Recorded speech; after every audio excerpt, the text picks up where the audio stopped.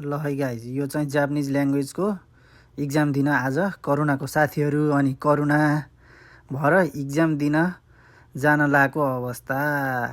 यसरी अब आए अनि त्यसपछि सँगै इक्जाम दिने सेन्टरतिर जान लाए।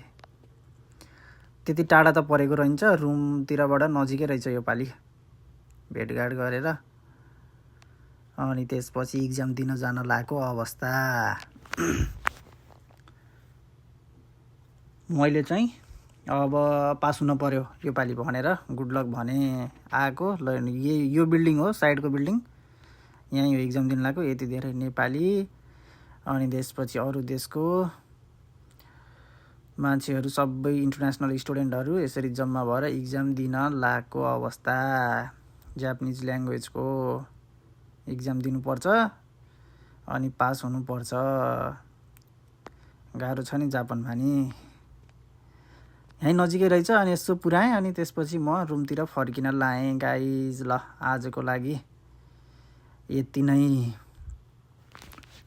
आजको मौसम यस्तै थियो, घाम त लागेको थिएन, मधुरो मधुरो थियो, दिन शीतल हो।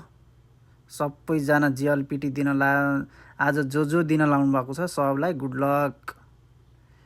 त्यसरी बाटो देखाउने मान्छे पनि यता हो भनेर त्यो इक्जाम सेन्टरमा देखाउने मान्छे ल हेर्नु पुरै लाइन आमामा। ल हेर्नु देख्नु त्यो इक्जाम दिने सेन्टर हो, त्यहाँबाट कहाँसम्म लाइन छ उतैसम्म।